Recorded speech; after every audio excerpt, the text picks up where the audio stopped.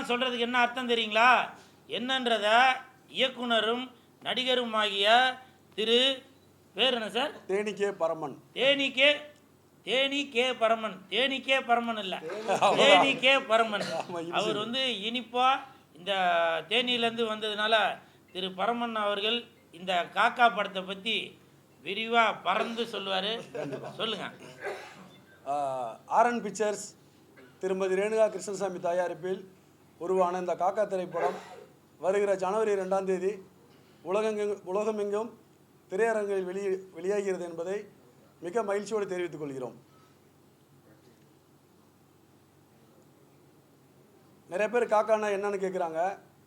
இந்த தலைப்பு ஏன் வச்சோம் அப்படின்னா, இது வரைக்கும் நம்ம பார்த்ததெல்லாம் வந்து வடைய தூக்குற காக்கா தான் பார்த்துருப்போம். கூல் சுரேஷ் அண்ணன் மாதிரி, அப்புக்குட்டி மாதிரி. என்ன மாதிரி நான் காக்கான்றீங்களா? இல்ல, படத்துல காக்கா. கல்யாணம் ஆகாத 90s காக்காவை பத்தின கதை. எப்படிலாம் காக்கா வடைய தூக்குதோ அதே மாதிரி பொண்ணுங்களை தூக்குற காக்கா தான் இந்த 90s காக்கா. அதனால தான் இந்த காக்கான்னு தலைப்பு வச்சுருக்கோம். ஜனவரி 2ஆம் தேதி திரையரங்கில் வெளியிடுறோம். மகிழ்ச்சியோடு தெரிவிச்சுக்கிறோம்.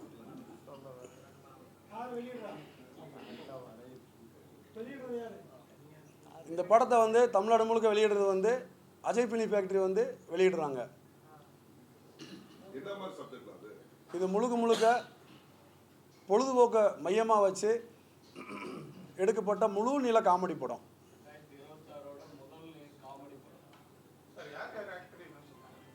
இதில் வந்து இனிகோ பிரபாகர் ஆக்ட் பண்ணியிருக்காரு. சென்றாயன், நம்ம முனிஷ்காந்த், அன்னை கூல் சுரேஷ், அப்புக்குட்டி, அன்னை கொட்டாச்சி அண்ணன், மொசக்குட்டி, மணிமேகலை, செல்முருகன், மானீர் சங்கர், கிங்காங் அண்ணன், இந்த மாதிரி ஒரு காமெடி பட்டாலுமே இந்த படத்தில் நடிச்சிருக்காங்க. முழுக்க அது காமெடியை மட்டுமே, காதலும் கடந்த காமெடி சம்மந்தமாக லவ் ட்ராமா ஜேனர் தான் இந்த படமே. ஒவ்வொருத்தரும் திடீர்னு ப்ரெஸ் மீட் பிளான் பண்ணுறப்ப நாங்கள் நியூ இயருக்கு பிளான் பண்ணோம். திடீர்னு வைக்கும்போது ஒருத்தர் அவுட்டோரில் ஷூட்டிங்கில் இருக்காங்க, அவங்களால வர முடியல. உண்மையிலே சொல்லணும்னா ஹீரோயின்லாம் வரேன்னு சொன்னாங்க, ஆசைப்பட்டாங்க. பட் அவங்களுக்கு காலேஜ் எக்ஸாம் இருக்கிறதுனால அவங்களால வர முடியல. பரவலாகவே இப்போ ஒரு கொஸ்டின் இருக்குது. என்னன்னாக்கா, இந்த மாதிரி ப்ரெஸ் மீட்டுக்கு நிறையா நடிகர்கள் வரதில்லை. சம்பள பாக்கி எதுவும் வச்சுருக்கீங்களா? 100க்கு 1000% 10 பைசா கூட நாங்கள் பேலன்ஸ் வச்சதே இல்லை. ஆனால் வரல. அது ஒரு படம் ஒப்பந்தம் போடுறோம், அவங்க நடிக்க வாய்ப்பு கொடுக்குறோம். 100% உட்காந்துருக்க எல்லாத்தையும் கேளுங்க, நம்ம 100 ரூபா பாக்கி வைக்கல. இவங்களுக்கு எப்படி பாக்கி வைக்கல, அதே மாதிரி அனைவருக்கும் நாங்கள் பாக்கி வைக்கல. ஏன்னா எங்கள் நிறுவனம் அந்த மாதிரி கொள்கையோடு நாங்கள் ஒரு படம் எடுத்தோம். சில பேர் உண்மையிலே ஷூட்டிங்கில் இருக்காங்க. இந்த முனிஷ்காந்தெல்லாம் சொன்னார், இன்னைக்கு ஈவிபி ஷூட்டிங்கில் இருக்கார். வர முடியலன்னும் போது நம்ம தொடர்ந்து ஷெட்யூல் இருக்கிறதுனால வர முடியலன்றதை நம்ம ஏற்றுக்கிட்டே ஆகணும். பட் அதை தாண்டி வரலைன்றதுனால நம்ம என்ன பண்ணுறது? அதுதான் இப்போ பிரச்சனையாக இருக்குது. வரணும், வந்தால் நல்லாயிருக்கும். இந்த மாதிரி நாங்கள்லாம் எங்கள் மாதிரி வளர இயக்குநர்களுக்கு படத்தில் நடிக்கிறவங்களும் ப்ரொமோஷன் கலந்துக்கிட்டால் இன்னும் அது நல்லாயிருக்கும். எங்களுக்கு வளர்ச்சிக்கு அது பெரிய உறுதுணையாக இருக்கும். பாடல் வந்து இந்த படம் ஆரம்பிக்கிறதுக்கு முன்னாடியே, கதை ஆரம்பித்தப்பயே நானும் மியூசிக் டேரக்டரும் ஒரு 18 வருஷம் நண்பர்கள். அதனால் ஃப்ரீயாக இருக்கும்போது நாங்கள் 2 பேருமே, நான் எழுதுவேன், அவர் டியூன் போடும்போது நல்லா இருக்கேன்னு சொல்லி அப்படி ஆரம்பித்தது தான். படத்தில் பாட்டு எழுத வேண்டிய கட்டாயம். படத்தோடைய ரைட்ஸ் வந்து கலைப்புலி தான் ஆடியோஸ் வாங்கியிருக்காங்க.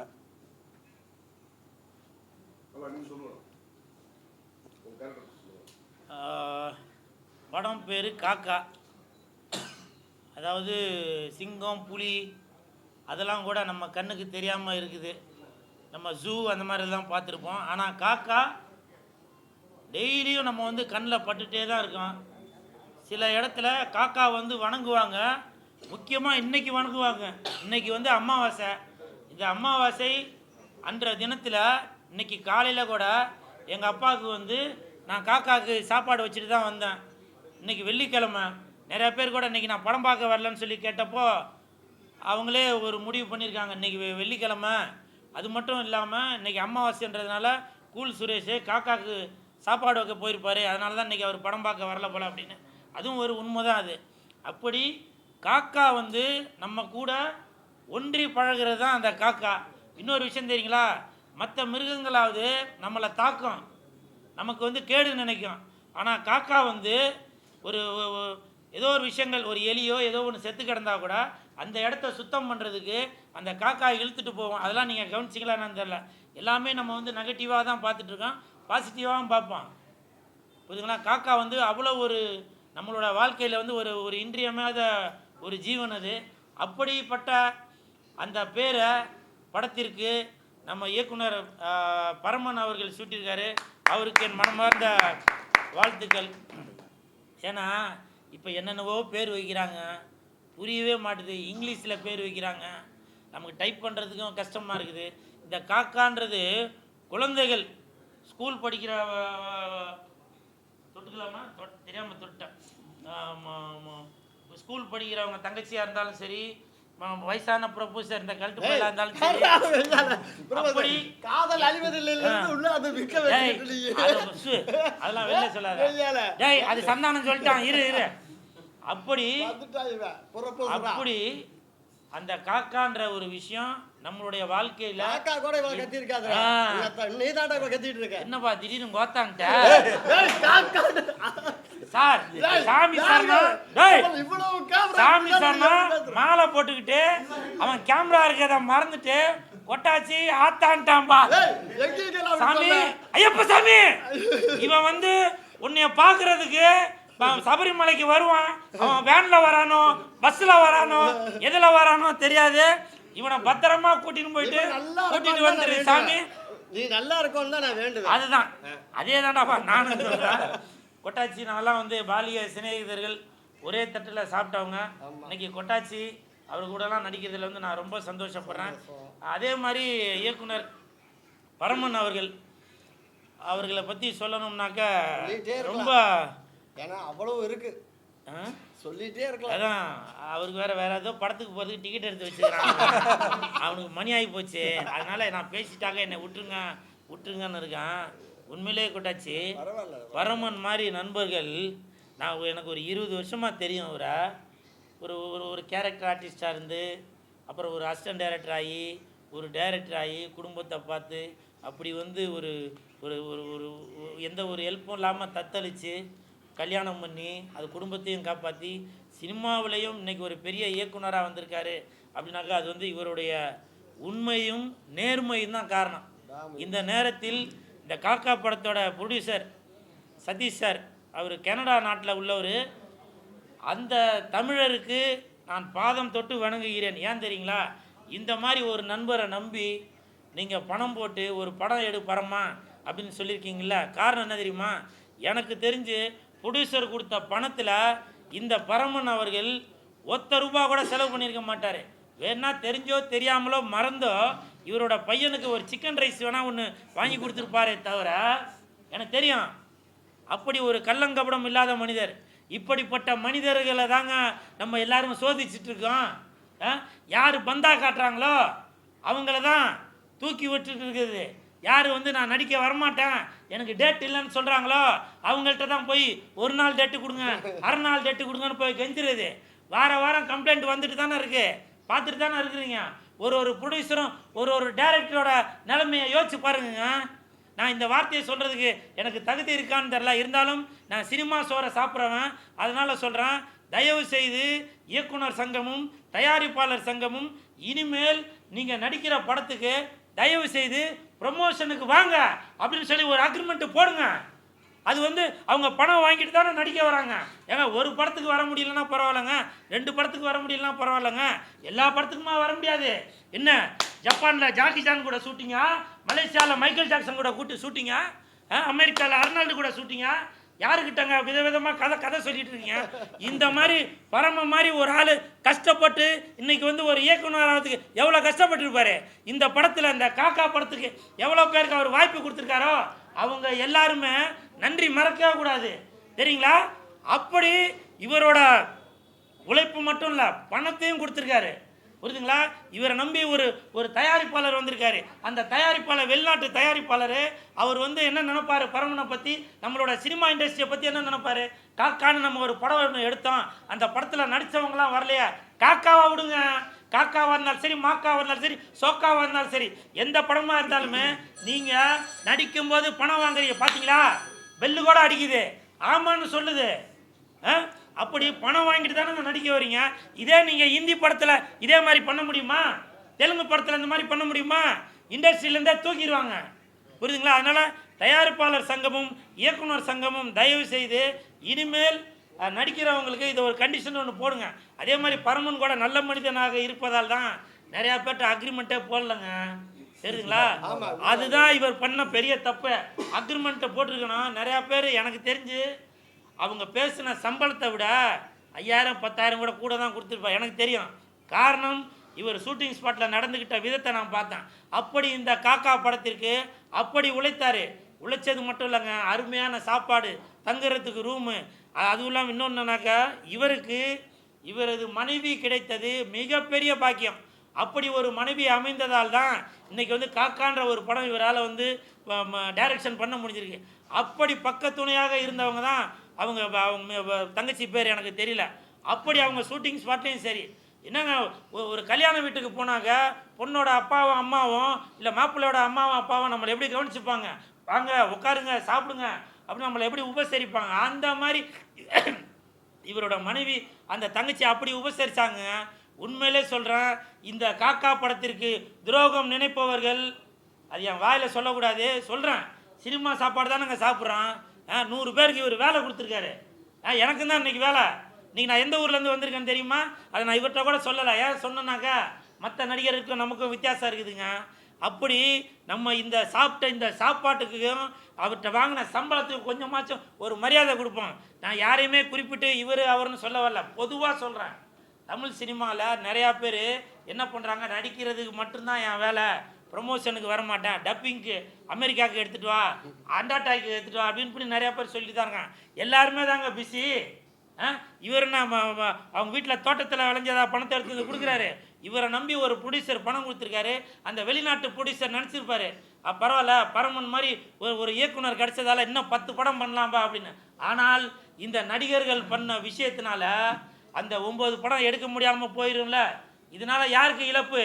தமிழ் சினிமாவை சேர்ந்த நமக்கு தான் இழப்பு. இந்த கூல் சுரேஷுக்கு தான் இழப்பு, இந்த தங்கச்சிக்கு தான் இழப்பு, கொட்டாச்சிக்கு தான் இழப்பு, அந்த தம்பிக்கு தான் இழப்பு, இந்த மியூசிக் டைரக்டருக்கு தான் இழப்பு. அப்படி தமிழ் சினிமாவை சும்மா வேணால் மைக்கு முன்னாடி வேணால் கிடைக்குமா மட்டும் இவர் வந்து என் நண்பன், இவருக்காக நான் உயிரை கொடுப்பேன், மண்டையில் அதை கொடுப்பேன் அப்படின்னு சொல்லி நம்ம என்ன வேணாலும் சொல்லலாம். அதெல்லாம் இல்லைங்க, செயல்முறையில் காட்டுங்க. புரியுதுங்களா? இன்றைக்கி கூட இந்த ப்ரெஸ் மீட்டு எங்கே வேணாலும் வைக்கலாம். ஆனால் ஜின்னா பாய் அவர்கள் என்ன பண்ணார், வடபழனியில் உள்ள விருதுநகர் ஹோட்டலில் நல்ல பெரிய இடமா இருக்குது, இந்த இடத்துல வைப்போம். ஏன் ப்ரொடியூசரோட சூழ்நிலையை கருதி, இயக்குனரோட சூழ்நிலையை கருதி இந்த இடத்துல வச்சா காம்பேக்டாக இருக்கும் அப்படின்ற ஒரு எண்ணத்தில் தான் இந்த விருதுநகர் ஹோட்டலில் கூட வச்சுருக்காங்க. அப்படி எல்லாமே நமக்கு ஒரு சாதகமாக அமையுது.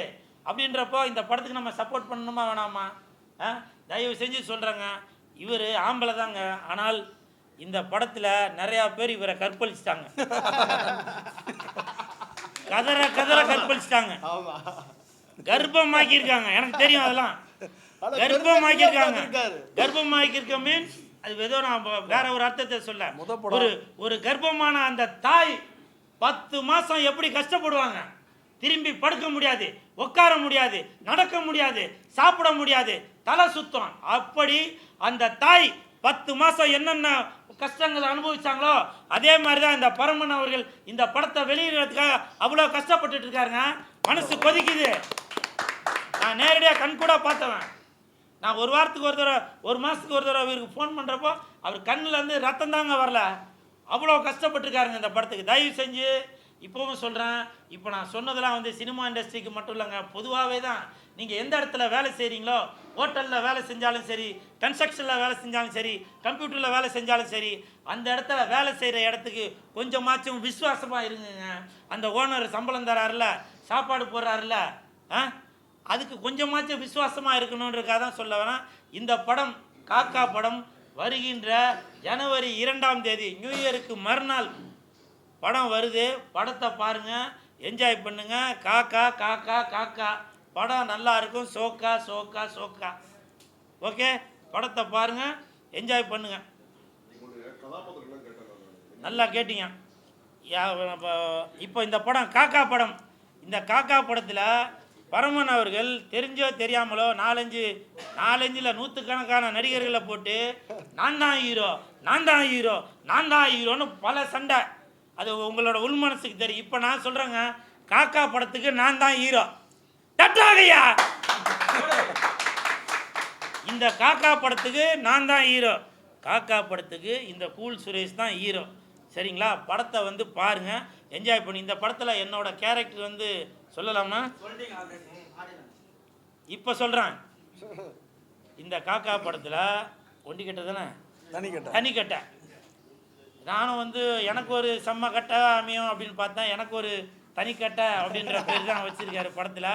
நான் வந்து ஒரு கல்யாணம் ஆகாமல் கல்யாணத்துக்காக ஏங்குகிற தூங்குகிற சாங்குகிற அப்படி ஒரு கேரக்டர் தான் இதில் நடிச்சிருக்கேன். நல்லா விரட்டி என்னையும் கற்பழிக்க ட்ரை பண்ணுவாங்க. அது படம் பார்த்தீங்கன்னாக்கா உங்களுக்கே தெரியும். அப்படி ஒரு அருமையான கதாபாத்திரம், வித்தியாசமான ஒரு கெட்டப்பு. இந்த படத்தில் நடித்ததில் எனக்கு ரொம்ப சந்தோஷம். வேறு ஏதோ கேள்வி கேட்டிங்களா? அவ்வளோதானே? பப்பமான இதுக்கு மேலே அவனுக்கு கேள்வியே கேட்க மாட்டேறான்யா. அவனுக்கு மணி ஆயிடுச்சுப்பா, டிக்கெட் எடுத்து வச்சிருக்கான். வேற ஏதாவது ஊருக்கு போகணுமா? படத்துல நானும் காசு வாங்கியிருக்கேன், நானும் ஷூட்டிங் சாப்பாடு சாப்பிட்டுருக்கேன், நானும் இத்தனை வருஷமா அலைஞ்சிருக்கேன், நானும் எல்லாம் பார்த்துருக்கேன்டா. ஆக மொத்தம் யாரும் ஓன் டைலாக் பேச மாட்டீங்க. நான் பேசுறதா வாங்கி கடன் வாங்கி பேசுறீங்க. கடன் வாங்கலடா. ஒட்டாச்சி, நீ பேசு என் தலைவனை மாதிரி நீ பேசு. நீயும் நானும் ஒரே வயிற்றுல வந்த புள்ளதான். நீ பேசு, என் தலைவனுக்காக பேசு. காக்கா பத்தி பேசு, பறந்து பேசு, விரிஞ்சு பேசு, துள்ளி குதிச்சு பேசு. அதெல்லாம் உள்ள மாதிரி பேச முடியாது. ஆனா உண்மையாலுமே பரமன் வந்து ரொம்ப பெருந்தன்மையா உட்கார்ந்துருக்காப்புல. ஒவ்வொரு படத்துலையும் அவ்வளோ நடிகர்களையும் நண்பர்கள்னு சொல்லி போட்டு எல்லாம் ஒவ்வொரு இடத்துக்கு வந்துட்டாங்க. வந்தவங்க எல்லாமே நண்பர்கள்னு சொல்லி போட்டு இன்னைக்கு இந்த இடத்துல வந்து எல்லாம் ஒரு மாப்பிள்ளை வந்து கல்யாண பத்திரிக்கையெல்லாம் வச்சுட்டு வெளியில் வந்து மாப்பிள்ளையே எல்லாம் வருவாங்களான்னு காத்திருந்த மாதிரி இருந்தது. நான் வர்றேன், பாவமாக இருந்தது. என்னடா இது, ஒரு மனுஷன் வந்து இப்படி ஒரு படம் எடுத்து வச்சு போட்டு இவ்வளோ பேரை நடிக்க வச்சுட்டு இப்படி வந்து வெளியில் உட்காந்துருக்கிறாருன்னு சொல்லிட்டு ஒரு மாதிரி ஆயிடுச்சு. ஆனால் இப்படி ஒரு இடத்துல இந்த மாதிரி கூப்பிட்டும் யாரும் வரல அப்படின்றப்போ அதைவே பேசி அதைவே பெருசாக ட்ரெண்டிங் ஆக்கிற மாதிரி பண்ணுவாங்க. ஆனால் அதெல்லாம் இல்லாமல் எதுவும் சொல்லாமல் வந்தவங்களை வச்சு நான் ஒரு பண்ணுவேன்ப்பா அப்படின்னு சொல்லிட்டு உட்காந்துருக்காப்புல. உண்மையாலுமே இந்த படம் வந்து ரொம்ப நாளைக்கு அப்புறமா ஒரு நல்ல அத்தனை பேரும் ஃபேமிலியாக உட்காந்து படம் பார்க்குற மாதிரி அவ்வளோ காமெடி நடிகர்கள் அவ்வளோ பேருக்கு நல்ல கேரக்டர்கள் கொடுத்துருக்காங்க. கண்டிப்பாக அடுத்த மாதம் 2ஆம் தேதி ரிலீஸ் ஆகுது. எல்லாரும் தேட்டரில் பாருங்கள். ரொம்ப என்டர்டைன்மெண்ட்டான படமாக இருக்கும். அவன் ரகசியம் என்ன, எல்லாத்துக்குமே இந்த கொலாப்புன்னு சொல்கிறாங்கல்ல, அந்த இடத்துல ஃபுல்லாக அவன் தான் இருக்கான். எப்போ பார்த்தாலும் இவனோட வீடியோ தான் நான் பார்த்துட்ருக்கிறேன். இவனை வச்சு தான் அந்த மயிறு என்னது அந்த விக்கு அந்த விளம்பரமே போடுறாங்க. அப்போ நான் பார்த்தேன், சரி ஓகே நாமளும் இதே மாதிரி அடுத்த கட்டம் பண்ணுவோம் அப்படின்னு. ஜின்னாபாய் எங்க இருக்கீங்க? நில்லுங்க.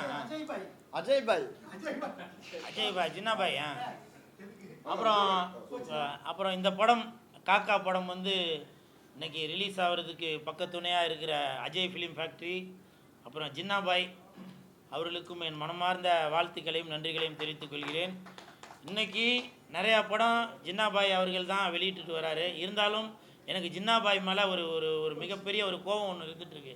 அது என்னன்னாக்கா, இவ்வளோ படம் ரிலீஸ் பண்ணும்போது கூல் சுரேஷை நடிக்க வைக்காட்டியும் பரவாயில்ல, அவரும் ஒரு தயாரிப்பாளர் தான், நடிக்க வைக்காட்டியும் பரவாயில்ல, அந்த படத்தோட ப்ரமோஷனுக்கெல்லாம் கூல் சுரேஷை பயன்படுத்தணும்ல, அதை பயன்படுத்தலை. காரணம் என்னென்னா, இன்றைக்கி எவ்வளோ பெரிய படமாக இருந்தாலும் சரி அந்த படத்துக்கு வந்து ஒரு ப்ரமோஷன் தேவைப்படுதுங்க.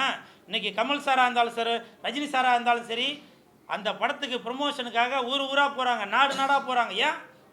ஏன் தளபதி விஜய் சார் அவர்கள் நடித்த ஜனநாயகன் அந்த படத்திற்கு பட்ஜெட்டாக தேவை. இன்றைக்கி கோடிக்கணக்கில் போட்டு ஜனநாயகன் படத்தை, விஜய் சார் நடித்த அந்த ஜனநாயகன் படத்தை மலேசியாவில் போய் ஒரு ஆடியோ ரிலீஸ் பண்ணுறாங்க அப்படின்னா அதுக்கு என்ன காரணம்? படத்துக்கு ஒரு ப்ரமோஷன் தேவைப்படுது. விஜய் சாருக்கு ப்ரமோஷன் தேவையா? தேவையில்லை. ஆனால் அந்த ஜனநாயகன் படத்துக்கு ஒரு ப்ரமோஷன் தேவைப்படுது. அவங்க வந்து கோடி கோடியாக சம்பாதிக்கிறதுக்காக அவங்க வந்து மலேசியாவுக்கு போய் அங்கே ஆடியோவில் ரிலீஸ் பண்ணல. ஆனால் இப்படி ஒரு படம் இருக்குது அப்படின்றது மக்களுக்கு தெரியப்படுத்தணும் அப்படின்றதுக்காக தான் ஜனநாயகன் படத்தை மலேசியாவில் போய் ரிலீஸ் பண்ணுறாங்க. அப்படி ஜனநாயகன் படத்துக்கு ஒரு ப்ரமோஷன் தேவைப்படும் போது ஒரு வாரமும் பாருங்கள், மணி அடிக்குது ஆமான்னு சொல்லுது, ஒரு வாரமும் ஒரு படம் ரிலீஸ் ஆகும்போது இந்த ஜின்னாபாய் மாதிரி உள்ள மனிதர்கள் ஏன் அந்த படத்தோட ப்ரமோஷனுக்கு கூல் சுரேஷ் ஏன் கூப்பிட்றதில்ல? இது வந்து நான் வந்து வன்மையாக கண்டிக்கிறேன். இப்போ நிறையா பேர் நினைப்பாங்க படம் நல்லா இருந்துச்சுன்னா ஓடிடும், நல்லா இருந்துச்சுன்னா ஓடிடும். யாருங்க சொன்னது? படம் ப்ரமோஷன் பண்ணால் தான் ஓடும். ரஜினி சார் படம், கமல் சார் படம், அஜித் சார் படம், விஜய் சார் படம், சிம்பு சார் படம், தனுஷ் சார் படம், இந்த மாதிரி பெரிய நடிகர்கள் படத்துக்கு மட்டும்தான் ப்ரமோஷன் இல்லாமல் ஓடுது. அது கூட அவங்களே ஏகப்பட்ட ப்ரமோஷன் பண்ணுறாங்க. இங்கேருந்து ஏரோப்ளேனில் ஏறி போகிறது, துபாயில் போய் இறங்குறது, ஹோட்டலில் போய் இறங்குறது, அங்கே ஒரு கால் மேலே கால் போட்டு 10 சோஃபா போட்டு அதில் இப்படிலாம் கோடிக்கணக்கில் செலவு பண்ணுறாங்க பெரிய படங்களுக்கு. அப்படி இருக்கும்போது படம் நல்லா இருந்தால் தான் ஓடும் அப்படின்றது அது ஒரு தவறான கருத்து. போகும் இடம் வெகு தூரம் இல்லை அப்படின்னு விமல் நடித்த படம் அது அவார்டுலாம் வாங்குச்சு. அந்த படம் எத்தனை பேருங்க பார்த்துருப்பாங்க? காரணம் ப்ரமோஷன் இல்லை. அப்படி ஏகப்பட்ட படங்கள் இருக்குது. அதனால் ஒரு படங்களுக்கும் என்ன கூப்பிட வேணாங்க, பொதுவாக சொல்கிறேன், ப்ரமோஷன் பண்ணுங்கள். ஏன்னா இன்றைக்கி விளம்பரம் வந்து ரொம்ப முக்கியம். இன்றைக்கி இவ்வளோ நூற்றுக்கணக்கான கேமராக்கள் வந்திருக்கு அப்படின்னாக்கா என்ன காரணம்? இந்த காக்கா படத்துக்கு ஒரு ப்ரமோஷன் தேவைப்படுது. அதுக்காக தான் பிஆர்ஓ விஜய் முரளி அவர்களும் சத்யா அவர்களும் சேர்ந்து இன்றைக்கி வந்து இவ்வளோ கேமராலாம் கூட்டிகிட்டு வாங்க, ஒரு ப்ரமோஷன் தேவைப்படுது. அதனால் தயவு செஞ்சு ஒரு படத்துக்கும் செலவு பண்ணுங்கள். ப்ரமோஷனுக்கு எது தேவையோ அது பண்ணுங்கள். யானை வாங்கிட்டு செயின் வாங்குறதுக்கு யோசிக்காதீங்க. புரியுதுங்களா? என்னைய கூப்பிட சொல்ல, பொதுவாக சொல்கிறேன், மறுபடியும் சொல்கிறேன், கூல் சுரேஷை கூப்பிடுங்க அப்படின்னு சொல்ல வரல. நீங்கள் ப்ரமோஷன் பண்ணால் தான் படம் இருக்கிறது வெளியில் தெரியும். சும்மா யூடியூப்லேயும் இதில் வரதை வச்சு பட்டி தொட்டிலாம் தெரியாது. இறங்கி வேலை செய்யணும்.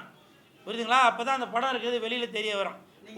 கோடி கணக்கில் போட்டு படம் எடுக்கிறீங்க, ஆனால் ப்ரமோஷன் தேவைப்படுதுன்னு சொல்ல வரேன். சின்ன படம் எல்லாமே பார்த்தீங்கன்னா ஒரு கூகுளில் போயிட்டு இந்த படத்தோட பேரை போட்டு நாங்கள் சர்ச் பண்ணி தேடுறோம்.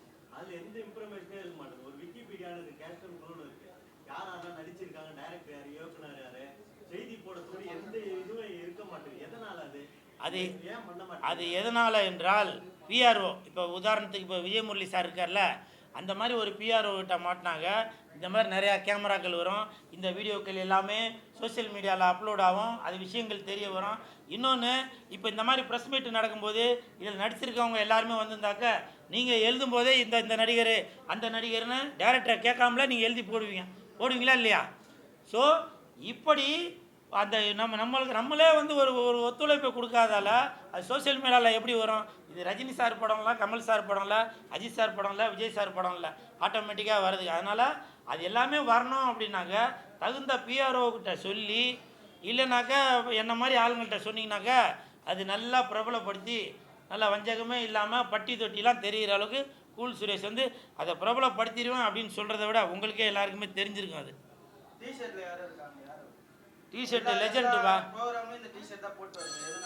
ஆமாப்பா, இது ப்ரொமோஷன்லாம் இல்லை, லெஜெண்ட் அவர்கள் இப்போ அவருடைய ஆதரவில் தான் அவரோட ரசிகர் மன்றத்து மூலமாக சில சேவைகள் செய்துட்டு வரோம். வருகின்ற 25 கிறிஸ்மஸ் அன்னைக்கு கூட செயலாளர் சுதாகர் அவர்கள் கிட்டத்தட்ட 1000 பேருக்கு நலத்திட்ட உதவிகள் செய்ய போகிறாரு. அதே மாதிரி வருகின்ற ஜனவரி 7ஆம் தேதி லெஜெண்ட் அவர்களுக்கு பிறந்த நாள் அன்னைக்கு கூட மாநில தலைவர் முத்துதுரை அவர்களும் செயலாளர் சுதாகர் அவர்களும் ஆயிரக்கணக்கான மக்களுக்கு நலத்திட்டங்கள், 500 பேருக்கு மேலே ஆட்டோ ஓட்டுநர்களுக்கு நலத்திட்டங்கள், இப்படி பல சேவைகள் செய்ய போகிறாங்க. அதனால தான் ஒரு நல்ல மனிதர் கூட, லெஜெண்ட் அவர்கள் கூட, புரட்சி நாயகன் கூட நான் வந்து சேர்ந்து ஒரு வேலைகளை ரசிகர் மன்றத்தின் மூலமாக பார்த்துட்ருக்கேன். அது அப்படிதான்.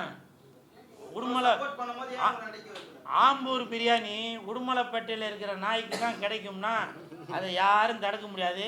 அந்த தம்பி எந்திரிக்கிறதையும் தடுக்க முடியாதுன்னு நினைக்கிறேன். போதுன்ட்டு எந்திரிக்கிறாப்ல.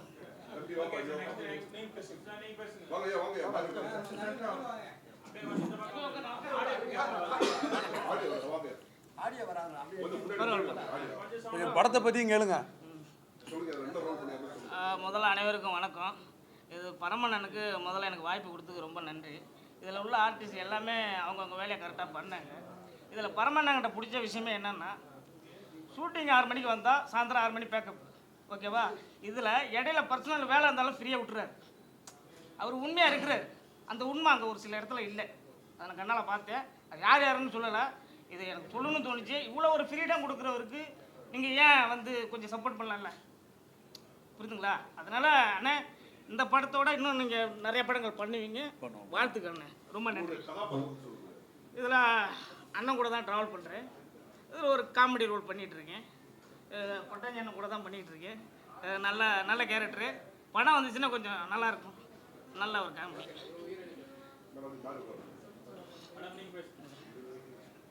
இப்போ கூட பார்த்தீங்களாங்க, இந்த தங்கச்சிக்கு இருமா என்ன அவசரம், இந்த தங்கச்சிக்கு நான் தான் எழுந்து இடம் கொடுக்குறேன். இந்த 3 பேர் எழுந்து உட்கார பார்த்தீங்களா? ஏய், அந்த மாதிரி உட்காந்துருக்காங்க. தங்கச்சி தங்கச்சி தங்கச்சின்னு தங்கிட்டு இருக்க. அவங்க டீச்சர்ப்பா, அதனால தங்கச்சிக்கு நீ தான் கொடுத்தாகணும். ஆமா. சாமி சரணம் ஐயப்பா. எல்லாருக்கும் மாலை வணக்கம். இந்த படத்தில் நடித்ததுக்கு நான் ரொம்ப சந்தோஷப்படுறேன். நிறைய டேரக்டர்ஸோடு நான் ஒர்க் பண்ணியிருக்கேன். பட்டு பரமன் சாரோட பண்ணும்போது அந்த ஒரு உண்மை அதுக்கு நான் யாரையும் உண்மை இல்லைலாம் சொல்ல, பட்டு பழகிறதுக்கு ரொம்ப நெருக்கமாக பழகுனாங்க. அவங்க மனைவி குழந்தையோட தான் ஷூட்டிங் ஸ்பாட்டுக்கே வருவாங்க. ஒரு ஃபேமிலியாக தான் இருக்கும். நாங்கள் சாப்பிட்றதுல ஒன்றா தான் சாப்பிடுவோம். அவங்க என்ன தனியாக அப்படிலாம் இல்லை, டேரக்டர்னால் தனியாக அப்படி இல்லை, எல்லோரும் ஒன்றா இருப்போம். ஒரு ஃபேமிலியாக தான் இருந்தது படம். நான் சாருக்கு பேராக பண்ணியிருக்கேன் இந்த படத்தில். நடித்தப்போ நான் முனிஷ்காந்துக்கு தங்கச்சி கேரக்டர் பண்ணியிருக்கேன். ஒரு கேரக்டர் ரோல் பண்ணுறோம், அது என்ன ஏதுன்னு அவ்வளோ விளக்கமாக சார் சொல்லி கொடுத்தாங்க. ரொம்ப சந்தோஷமாக இருந்தது. இவர் ரொம்ப ஃபீல் பண்ணாங்க, ஐயோ 1 year ஆகிடுச்சு நம்ம ரிலீஸ் பண்ண முடியலையே அப்படின்னு சொல்லிட்டு. பட் இன்றைக்கி எல்லாமே அதுக்கான முடிவு வந்திருக்கு. Congratulation, thank you so much.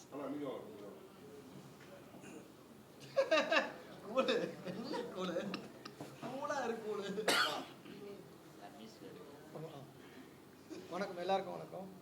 R one production வழங்கும் காக்கா திரைப்படம் இல்லை முழு நீள காமெடி திரைப்படம் இது. இதில் பார்த்தீங்கன்னா வந்து 2 சாங் இருக்குது. 2 சாங்குமே பார்த்தீங்கன்னா நல்லா வந்திருக்கு. அது கேட்டிருப்பீங்க யூடியூப் சேனல். நம்ம கலைப்புலி தான் சார் தான் வாங்கியிருக்காரு சாங்கை. ப்ளஸ் வந்து இது ஒரு பெரிய ஸ்டோரி. இது பார்த்தா நம்ம ஃப்ரெண்டு ஒரு 18 இயர்ஸாக பரமன் சார், அவர் 18 வருஷம் முன்னாடி சொன்னார், நான் படம் எடுத்தால் நீ தான் மியூசிக் டைரக்டர். அதை வந்து பண்ணிட்டார், கரெக்டாக சொன்னதை செஞ்சுட்டார். அது அவருக்கு ரொம்ப தேங்க்ஸ். வேறு எதனா கொஸ்டின்?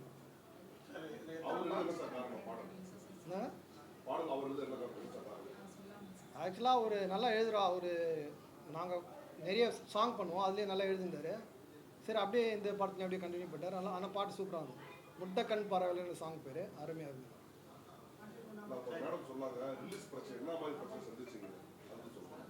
இல்லை, இது சின்ன படங்களுக்கு இருக்கிற பிரச்சனை தான்.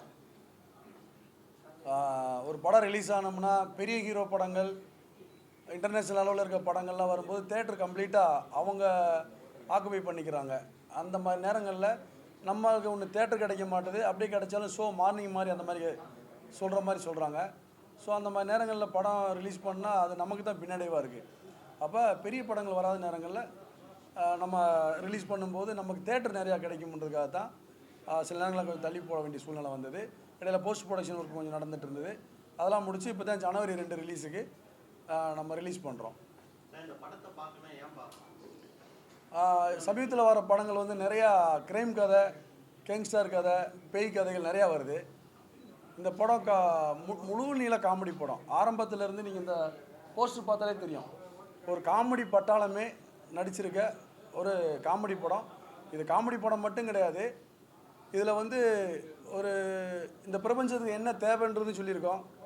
ஒரு 2 பொன் குழந்தைக்கு அப்பா அம்மா எவ்வளோ கவனமாக இருக்கணும்னு சொல்லியிருக்கோம். 2 பொண்ணுங்க வந்து இருக்கும்போது எந்த தவறுமே செய்யாமல் வீட்டில் இருக்கவங்க ஒரு கட்டத்தில் தவறு செஞ்சு லவ்ன்ற பேரில் தவறு செய்ய வேண்டிய ஒரு தவறான முடிவு எடுக்க வேண்டிய ஒரு சூழ்நிலை.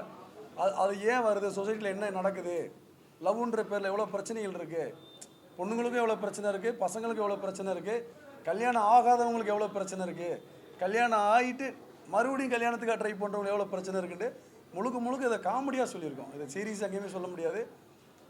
நீங்கள் ஏன் பார்க்கணும் அப்படின்னா இந்த படத்தை பார்த்தா கம்பல்சரி நீங்கள் சிரிச்சுக்கிட்டே இருக்கலாம். அதுக்கு அது நோக்கமாக எடுக்கப்பட்ட படம் தான் இந்த காக்கா. இந்த காக்கா திரைப்படம் வர ஜனவரி 2 தமிழ்நாடு முழுக்க தேட்டரில் ரிலீஸ் ஆகுது. அதை வந்து அஜய் ஃபிலிம் ஃபேக்ட்ரி வெளியிடுறாங்க. சார் இப்போ கேட்டிங்களா காக்கா படம் ஏன் பார்க்கணுன்னு? பிக் பாஸ் பார்க்குறத விட இந்த காக்கா படம் 1000 மடங்கு பெட்ரு. ஏன்னா இன்னைக்கு சார் நான் ரொம்ப கோவமாக இருக்கேன் சார். அப்படி வாங்க சார். இன்னைக்கு என்ன இந்த சமுதாயத்தை சீரழிச்சிட்டு இருக்க இந்த பிக் பாஸ் நிகழ்ச்சியை விட இந்த காக்கா படம் 1000 மடங்கு பெற்றுங்க. 10,000 மடங்கு. அப்படி ஒரு அருமையான படத்தை எடுத்து வச்சிருக்கவர் தான் இந்த பரமன் அவர்கள். இந்த காக்கா படத்தை பாருங்க. அதை விட்டுட்டு அந்த கன்றாவி பிடிச்ச பிக் பாஸே பிடிச்சி அழுதுட்டு இருக்கிறீங்க. அதில் அந்த பொண்ணு பேர் என்னப்பா? பாரு கம்ருதீன். அவங்க போய் பாத்ரூமுக்குள்ள போறாங்களா? பெட்ஷீட் எடுத்து போத்திக்கிறாங்களா? அவங்க பாருவும் இப்போ கம்ருதீனும் பாத்ரூமுக்குள்ள போறாங்களா? பெட்ஷீட் எடுத்து போத்திக்கிறாங்களா? இப்படின்றத பார்க்குறத விட்டுட்டு இந்த மாதிரி கலைஞர்கள் நல்ல ஒரு காமெடி படம் எடுத்திருக்காரு. காக்கா மாதிரி படத்தை வந்து பாருங்க. அந்த கன்றாவி பிடிச்ச பிக் பாஸ் எல்லாம் வந்து பார்க்காதீங்க, சரிங்களா? சார் நான் போகும்போது நல்லா இருந்துச்சு சார். சார் இல்லை சார், அதுதான் சார். அப்போ நான் இருந்தேன், அவங்க 2 பேரையும் அடித்து திருத்தினேன். அதெல்லாம் வந்து வீடியோவில் வரல. ஆனால் இப்போ நான் இருந்ததை விட அப்போ இருந்தது ரொம்ப நேர்மையாக உண்மையாக இருந்துச்சு. இந்த பிக் பாஸ் சீசன் 9 அப்படின்னு சொல்கிற மாதிரி தான் இருக்குது. அந்த கம்ருதீனும் பாரும் பாத்ரூமுக்குள்ளே போய் கதவை சாத்துறதும் மைக்கை கழட்டி வச்சுட்டு, அப்புறம் நேற்று கூட ஏதோ ஒரு வீடியோவில் அந்த தம்பி சொன்னான், என்னால் வந்து மூடு வந்து அடக்க முடியல. என்னங்க இதெல்லாம் தமிழகத்துக்கு வந்து ஒரு வெட்கக்கேடுங்க. இன்னைக்கு வந்து அமைதி பூங்காவாக இருக்கிற இன்னைக்கு இந்த தமிழகத்தை இந்த மாதிரி எனக்கு வந்து மூடு வந்து அடக்க முடியல அப்படின்னா அதுக்கு என்னங்க அர்த்தம்? இது ஒரு வெட்கக்கேடான விஷயம் இல்லையா? தமிழர் வாழ்வுரிமை கட்சி தலைவர் சார், நீங்கள் பார்த்துட்டு தான் இருப்பீங்கன்னு நினைக்கிறேன். நீங்கள் ஒரு தடவை தான் போராட்டம் பண்ணீங்க, அதுக்கப்புறம் நீங்கள் அதை விட்டுட்டீங்க. அதனால தான் இன்னைக்கு அவங்க பாத்ரூமுக்குள்ளே போய் வீட்டில் நடக்க வேண்டியதெல்லாம் வெட்டு வேலையில் 100 கேமரா முன்னாடி பண்ணிட்டு இருக்காங்க. வேல்முருகன் சார், நீங்கள் ரொம்ப நல்லவர். நீங்கள் ஒரு தடவை மட்டும்தான் அதை தடை பண்ணணும்னு சொன்னீங்க. ஆனால் அதுக்கப்புறம் என்ன ஆச்சுன்னு தெரியல. இப்படி தமிழகத்தையும் தமிழ்நாட்டையும் தமிழையும் சீரழிக்கிற இந்த பிக் பாஸ் நிகழ்ச்சியை தயவு செஞ்சு தடை பண்ணுங்க. காக்கா மாதிரி படங்களுக்கு ஆதரவு கொடுங்க, சரிங்களா?